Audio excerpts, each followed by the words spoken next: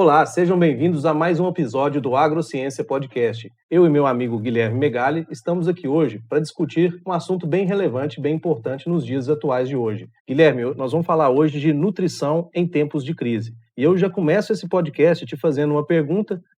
Quando você chega hoje numa fazenda de pecuária leiteira, por exemplo, e vai fazer a nutrição, o que você, em relação à nutrição, pode fazer para auxiliar esse produtor quando ele se encontra em tempos de crise? Bom dia, boa tarde, boa noite aí a todos os ouvintes aí do nosso podcast. Então, Lucas, isso é uma coisa que a gente tem que pôr na cabeça do produtor, que é o quê? Diagnóstico. Falta muito nos nossos produtores fazer e ter coisas para a gente ter diagnóstico. Diagnosticar o que é? Analisar, checar, tomar decisões baseadas em números. A gente não pode ficar, infelizmente, dentro de uma fazenda no achismo. Muitas vezes a gente ficar no achismo dentro da propriedade, a gente não tem o resultado que a gente espera. Então, primeira coisa que a gente usa dentro da fazenda de diagnosticar é o seguinte: esse produtor tem um planejamento? Será que ele sabe onde que ele quer chegar, qual que é o futuro da propriedade? Se sim, ok, vamos para dentro da propriedade, vamos checar. Ele faz um controle zootécnico bem feito? O controle zootécnico seria o quê? Saber o número de animais que tem na propriedade, o básico, né? Vamos começar no controle zootécnico básico. Primeiro, saber o número de animais. Desses animais, quantos que são para produção? Seja de leite, carne, a gente está generalizando, está pegando propriedades rurais, né? Seja de corte, de leite, então saber o estoque do cara em animais, né? Então, a partir da hora que eu tenho estoque, o que é o estoque? Quantos desses animais estão em lactação? Quantos que vão chegar para a lactação? Então, primeiro, que você vai fazer então um controle zootécnico para a gente levantar números. E esses números, para que a gente levanta? Para a gente saber o tanto de comida que essa propriedade tem que ter, qual o período que a gente precisa ter de comida, se for um caso volumoso, em fazendas que são semi-intensivo, né, igual na nossa região, que é uma parte do ano confinado, outra parte do ano a pasto, então a gente saber o estoque de volumoso. Então, começar a diagnosticar a propriedade. Não, perfeito. E ouvintes, né, pelo que o Guilherme acabou de falar aqui, isso vai muito de encontro com o que a gente fala, que é conhecer a fazenda. O técnico não pode fazer, ou se faz uma recomendação, que conheça bem a propriedade que você está atuando. Então é importante conversar com o produtor, entender a situação, entender a situação numa visão holística, que muitas vezes esse entender vai ter que entender até da condição financeira que o produtor, que a propriedade tem de capacidade de investimento. Que às vezes você faz uma recomendação que na cabeça da gente é o que realmente encaixa para aquilo, só que a fazenda às vezes não tem caixa para aquilo. Então a gente vai ter que lançar algumas alternativas. Então, ficou muito claro o que você falou aí, que o quanto o diagnóstico é a primeira coisa a ser feito numa conversa dessa com o produtor. Isso aí. E a gente, como técnico, a gente tem que aprender a entrar dentro da fazenda e nós também acompanharmos esses números. Não é o produtor chegar com esse número e a gente confiar no número. A gente ir para dentro da fazenda, acompanhar os processos, entender, porque muitas das consultorias, a gente vê muito pouco do técnico indo dentro do curral. Ele está ficando muito tempo sentado no computador e vendo pouco. Então, será que a informação que o produtor passa para o técnico é a informação verídica? Então, acho que falta um pouquinho de gente fazer o checklist, de chegar na propriedade e falar, hoje tem que chegar, fazer X, Y, Z e acompanhar os processos para saber se realmente está acontecendo ou não, né? A fazenda, ela precisa de números, né? E esses números podem ser levantados por quem está na fazenda, que seria até mais fácil, para o dia que você, consultor, ir na fazenda, sua visita ser mais bem aproveitada. De vez de você usar 70% da sua visita para ficar lá trabalhando só lançando números, não. Esses números já vão estar lançados e você, naquela visita sua, vai usar o seu tempo integral para realmente gerir, para realmente trabalhar esse dado com o produtor e sua visita realmente ser eficiente. Guilherme, então vamos dar mais uma afunilada aí. A gente entendeu já que é necessário fazer um diagnóstico. Então, dentro do que a gente entende, de todos os setores, quando eu vou dividir na nutrição animal, ou quando a gente vai dividir na hora da gestão, o que mais impacta financeiramente é a nutrição, que é o que a gente tem trabalhado. E muitas vezes a gente chega no produtor, o produtor já sabe bem o tanto que ele vai gastar de estoque de concentrado, do tanto de ração que ele vai ter que comprar, de quem que ele compra, isso talvez já está mais controlado, porque pessoas monitoram isso melhor. A gente conversou um pouco mais cedo aqui antes do impacto que o volumoso tem dentro de uma dieta. E a gente também conversou, queria te perguntar sobre isso, porque o volumoso aí, no caso, Dá para fazer alguma coisa nessa gestão que impacta para o produtor? Que eu acredito que seja nesse lugar, pensando em gestão de alimentos, o que tem uma janela maior para a gente poder mexer, para a gente poder trabalhar e impactar realmente na vida do produtor. Essa afirmação, você acha que tem fundamento ou não? Ô Lucas, total. Principalmente que o volumoso, hoje você pega numa propriedade de leite. Nas vacas em lactação, o volumoso representa do custo em torno de 15% até 20%, dependendo do grau de produção desse animal. Quanto maior a produção, menor o uso de volumoso. Então, o custo concentrado volumoso, a relação fica mais para o concentrado, porque esse animal exige mais, tem que adensar mais as dietas. Então, visto que a gente tem numa vaca em lactação de 15 a 20, e você pega numa recria, chega até 50% do volumoso ou mais, vem o que a gente fala justamente do diagnóstico. Quantos desses produtores sabem o estoque que ele tem de silagem, o estoque de volumoso? A gente fala silagem, mas silagem não é o único volumoso. A gente pode ter pré-secado, feno, ter outras formas de volumoso dentro da fazenda. E quantos desses produtores sabem quanto que ele colocou de silagem dentro do buraco? Quantos quilos de feno ele produziu? Uma das dificuldades que tem hoje no dia a dia do campo é o quê? Essa mensuração. O pessoal está lá colhendo seu pivô para fazer uma silagem de milho. Ele tem capacidade de pesar 100% da silagem que entra no buraco? E se ele pesa 100% da silagem que chega no buraco, a gente, igual conversou mais cedo, a gente sabe que tem essa perda, né? Teve a perda da colheita, porque a própria colheitadeira perde um pouco dentro na colheita, não é 100% eficiente. Que cai no chão, você está falando isso. Isso. E na hora que ela colhe e joga para o caminhão, tem a outra perda que é do caminhão, do transporte, né? Do caminhão até o buraco do silo. E esse número representa quanto para esse produtor? Esse número é mais difícil dele mensurar. Agora, o que entrou dentro da silagem e saiu, ele consegue mensurar, só que para isso tem que ser pesado 100% do que entra. A gente vê muita propriedade hoje falando, não, eu produzo 70 toneladas de silagem. Mas você chega na propriedade, ela pega um caminhão, sobe o rapaz lá dentro, pisa bastante, enche o caminhão, vai lá e pesa só ele. Os outros não fazem. Então, será que realmente caminhão produziu? No meio de 100, né, Guilherme? Um caminhão no meio de 100 para uma coisa que varia demais e que, além do peso, varia matéria seca demais, né? Isso aí. O produtor está muito longe de saber ainda o que realmente ele tem dentro do buraco.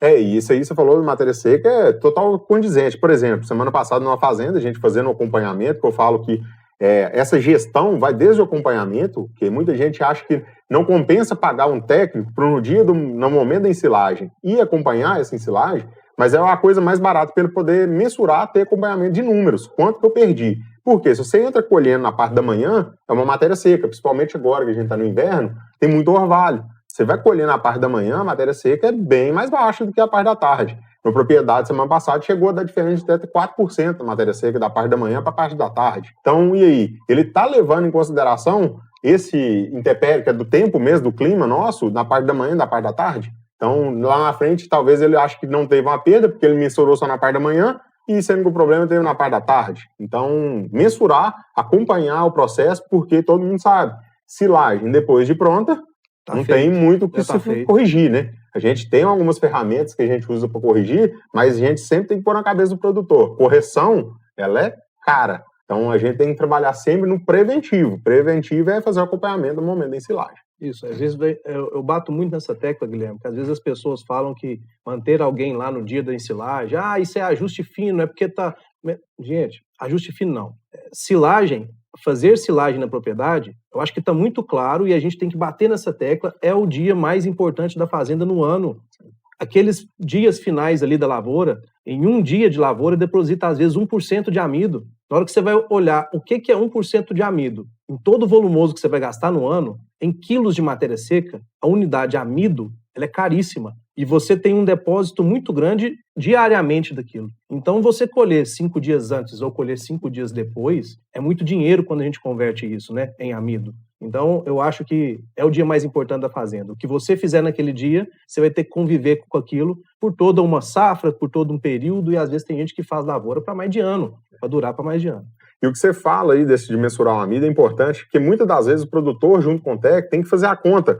Se compensa ele produzir o volumoso em casa, ou se compensa ele comprar. A pessoa fala, não, eu produzi leite, se for comprar silagem, estou quebrado. Mas e aí, se você está produzindo uma silagem na sua propriedade lá com 15% de amido, que não é difícil de encontrar, a gente é bem corriqueiro isso no dia a dia, principalmente na nossa região, que para os ouvintes aí talvez não saibam de onde a gente fala, a gente está no Pompéu, que é o centro-oeste mineiro, está bem próximo já do norte de Minas, então tem um período de escassez de chuva, então plantar no sequeiro, muitas das vezes pode prejudicar o seu potencial de silagem. Então você estava esperando lá 30% de amido, na hora que você colhe, você está colhendo lá com 18%, 20%.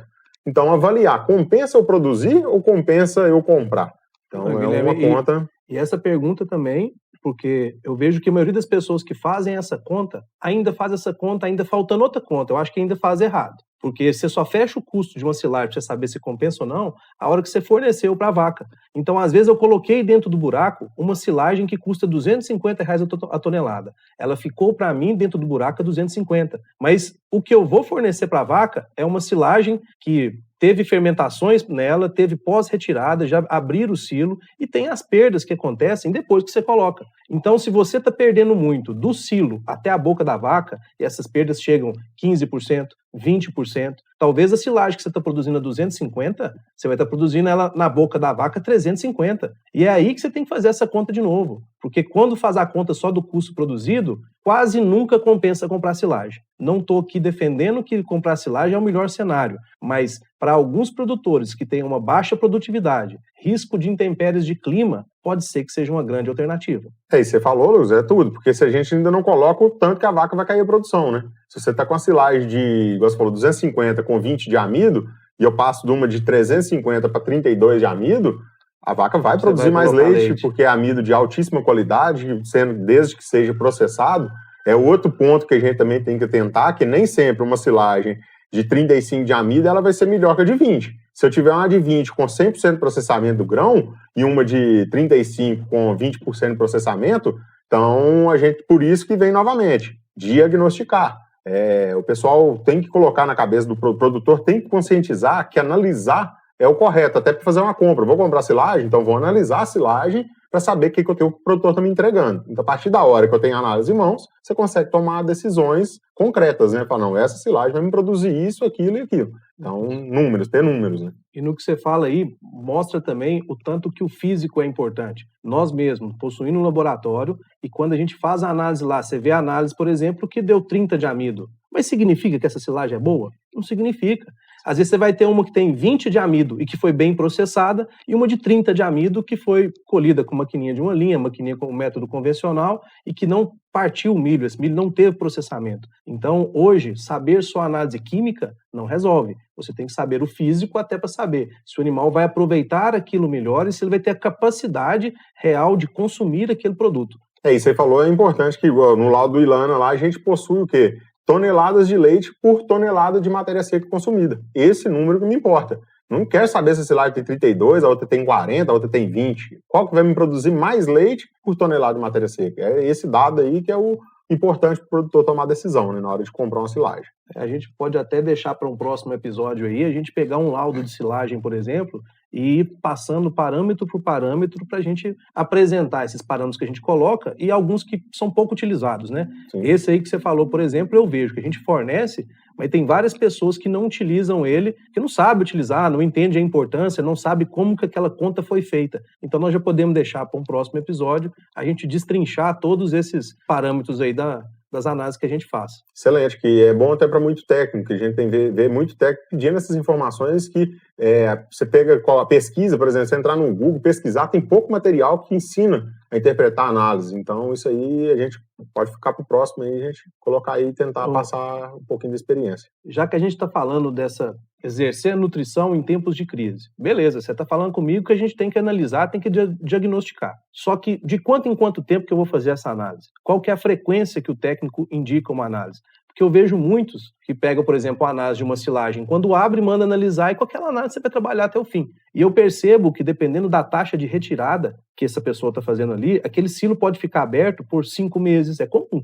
4 meses aberto, 5 meses aberto. E a composição, ela pode sofrer alteração ao longo disso aí, principalmente de matéria seca, está tomando muito sol, o alimento muda desde quando você abriu até o final. Então, se fosse para você falar para o técnico, qual seria essa frequência para que o técnico analisasse a silagem?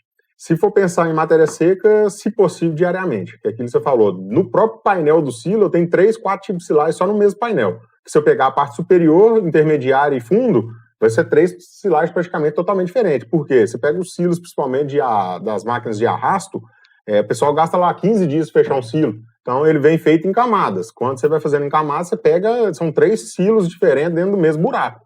Então, o ideal de matéria seca era fazer diariamente na fazenda, para o tratador corrigir a dieta todos os dias, que a gente faz o cálculo para ruminante, em matéria seca, não é em matéria natural. Então, se a matéria seca baixou, eu diminuo a silagem. A matéria seca subiu, eu tenho que diminuir a silagem. Então, é sempre inversamente proporcional. A matéria seca subiu, eu diminuo. A matéria seca baixou, eu subo dentro do trato. Então, essa aí diariamente.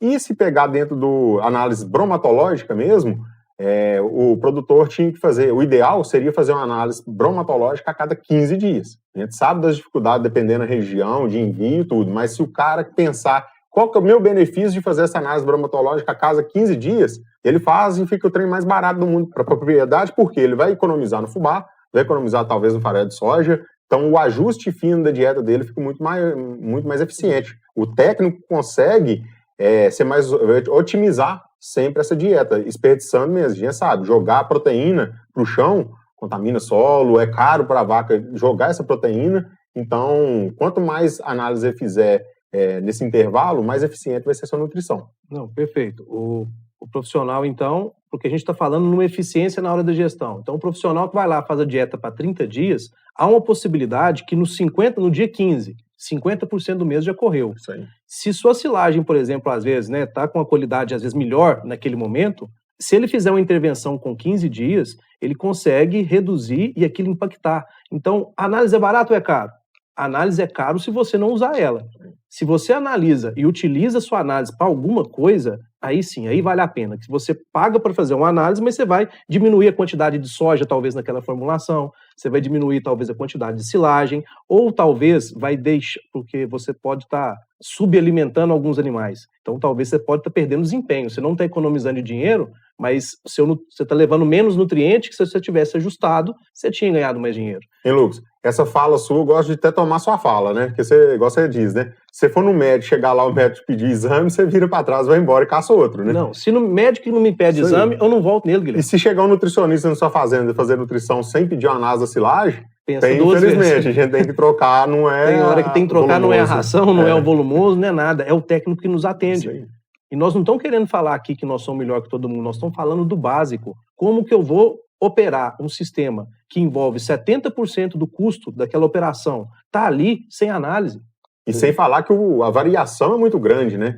Não tem, se for, por exemplo, um farelo de soja, que é mais estável as análises, apesar de a gente pegar muito problema, você pega uma silagem muito variada de uma fazenda para outra, não é igual. Uma silagem do vizinho não é igual ao do outro, então... E outro ponto que você falou foi o farelo de soja, porque quando a gente começou a falar aqui, todo mundo pensa, eles querem que analisa o volumoso mensalmente, beleza. Mas a gente que já está fazendo a operação, a gente analisa o volumoso e analisa concentrado. E onde eu achava que não teria variação, eu estou assustando.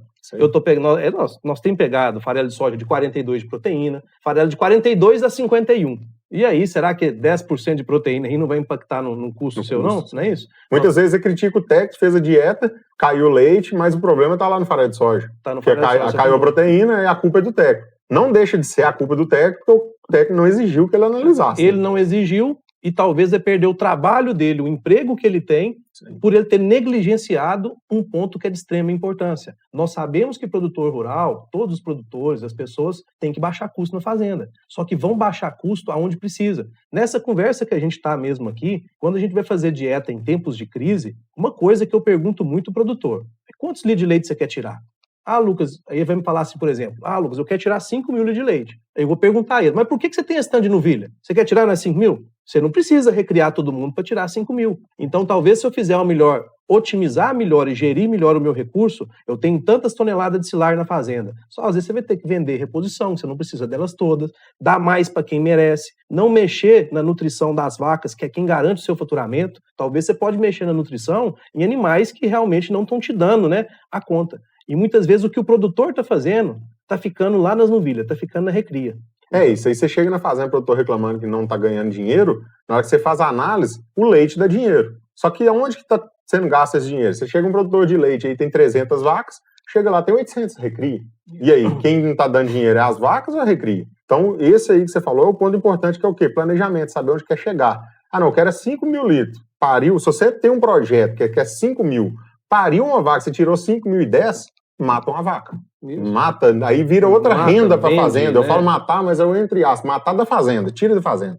E vira outra fonte de renda do produtor, que é o quê? Venda de genética. Se a gente pegar hoje as fazendas de potencial que têm crescido, são fazendas que estão vendendo animais, que você gera uma nova fonte de receita. Eu tiro leite, precisa de vender vaca para leite? Não. Você pode talvez disseminar, fazer sua reposição em cima da recria, hoje com essa tecnologia de FIV, semissexados, faça sua reposição, não, eu tenho 300 vacas, eu quero repor 20% no ano, eu preciso de 60 recria, 60 novilhas entrando todo ano.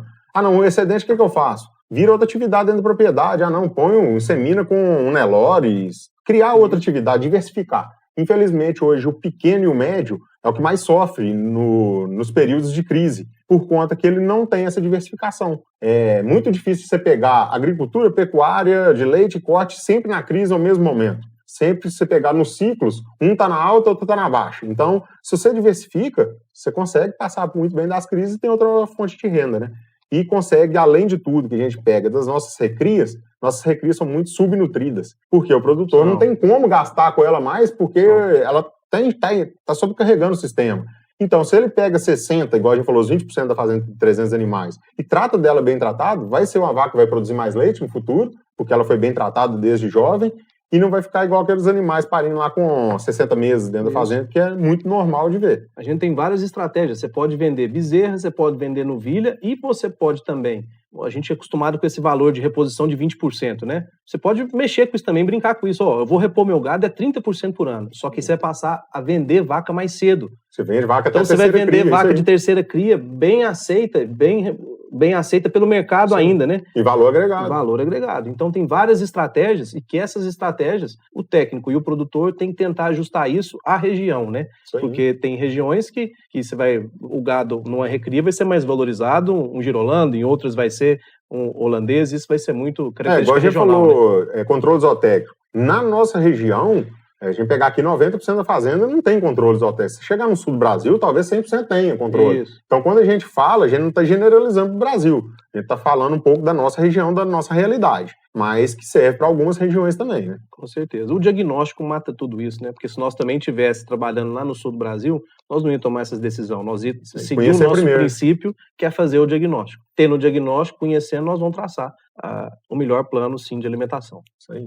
Então, Guilherme, para finalizar, passa para a gente, mostra para nossa audiência aí na prática uma conta que dá para a pessoa entender que fazer gestão de alimentos, principalmente no volumoso, onde é que ninguém está monitorando, é importante e pode fazer a diferença na vida do produtor. Ô Lucas, esse aí é o ponto-chave do produtor. Ele tem que pôr na cabeça o seguinte, você pegar uma vaca hoje que produz leite lá com 100 animais em lactação, essa fazenda vai ter em torno aí, se ela trabalha direitinho em reprodução, ela vai ter em torno de 70 bezerras no ano, passando um bezerreiro. 70 bezerras no ano, esse produtor tem o quê? Tem um cara no bezerreiro por conta das bezerras, ele vai lá 2, 3, 4 vezes no bezerreiro, ver como que as bezerras estão, alimentar, trocar água. Então ele tem lá 70 bezerras, vamos pôr aí desmamada no valor de R$5 mil, facilitar a conta, R$350 mil no ano de bezerras, correto? Então ele tem um funcionário por conta, tudo anotadinho, pariu a vaca, ele vai lá, põe brinco na bezerra, ele tem o controle das bezerras todo em cima, no papel e caneta. Se você pega essa mesma 100 vacas, uma vaca hoje consome durante o ano na faixa de 12 toneladas de silo, certo? São 100 vacas, então ele tem 1.200 toneladas de silo. Com silo aí na região girando em torno aí de R$300, esse mesmo produtor tem R$360 mil de silagem dentro do buraco. Quantas vezes, nesse período que a silagem fica ali fermentando, 4, 5, 6 meses, um funcionário foi lá acompanhar para saber se tinha buraco da silagem, o que estava acontecendo, se tinha arrancado a lona, entrada animal. Quantas vezes ele acompanhou, fez esse acompanhamento? E eu te falo, grande parte das propriedades é zero. Ele fica sabendo que a lona está rasgada no dia que ele vai abrir o silo. Por quê? O silo é escanteado na fazenda, no lugar mais longe da fazenda, ninguém passa perto e é esquecido. E ele tem que pôr na cabeça, ele tem os mesmos R$360 mil dentro do buraco. Eu estou falando R$360 mil para tratar só das vacas de leite. Se você pensar na fazenda como um todo, a gente pode praticamente dobrar esse volumoso, então ele teria 700, 1 milhão guardado dentro do buraco, esquecido, jogado. Então aí que vem para o produtor tentar um pouquinho para isso, para o quê? Acompanhar a silagem, anotar, mensurar, pesar os caminhões. A gente sabe das dificuldades de pesar um caminhão a campo, mas é ter paciência, pesar para mensurar, para saber o que ele está guardando. e saber o que está guardando antes e o que está tirando depois. Aí vem de novo diagnosticar, de novo analisar. Analisar a silagem que entrou e analisar a silagem que saiu, para a gente saber o que teve de perda. Olha, esse ano eu tive de perda aqui 20%. Muitas vezes a gente fala 20% de 700 mil, é 140 mil reais. 140 mil reais, talvez essa propriedade sem vacas não tirou no ano de lucro. Isso aí. Então, e aí? Convém mensurar? Tem. Por quê? Se você mensurou esse ano e o ano que vem você vai saber onde você errou, para você não cometer o mesmo erro no ano que vem. Então, esse número prova o que você teve dentro do buraco que você consumiu. Então, isso aí é de extrema valia para o produtor. Show de bola, Guilherme. Eu entendendo o que você falou aí, às vezes o produtor vai ter 1 milhão, vamos colocar, eu chamo o Ciro de caderneta de poupança. Ele colocou na caderneta de poupança ali 1 milhão de reais. E às vezes ele tem na caderneta de poupança dele, como investimento, porque bezerra é investimento, ele tem 500 mil como investimento em bezerra no ano e tem 1 milhão em investimento em silagem. Na silagem ele não tem nenhuma pessoa, conversa pouco sobre o assunto, poucos números, perdas grandes, e no bezerreiro ele anota tudo, não desmerecendo a categoria bezerra, né? Mas só para sensibilizar para as pessoas, que o lugar da silagem permite você mudar o seu negócio. Existem trabalhos no Exalc que a rentabilidade de uma fazenda é muito pequena, e que quando você pega o valor que você tem em silagem, isso é capaz de mudar o resultado na fazenda 5%, 6% na fazenda no ano. E quem acompanha os números sabe que muitas vezes esse não é um lucro anual de uma fazenda. Então é possível, então, dobrar a eficiência de uma fazenda através de uma gestão melhor de volumoso. Então, eu acho que nós podemos encerrar por aí, porque fecha muito bem essa conversa nossa, que a silagem, a gestão da silagem, a gestão do seu recurso de alimentação é um dos principais pontos para a gente conseguir fazer nutrição em tempos de crise. Quase sempre os outros lugares é monitorado. Aqui ainda é um espaço muito grande. Melhoria nos outros pontos? Vamos ter sim, é possível. Só que aqui é um lugar muito pouco trabalhado e ainda a gente tem um espaço gigantesco para poder trabalhar. Ô Lucas, e é isso aí. E silagem nada mais é que o Cortella fala, né? Capricho.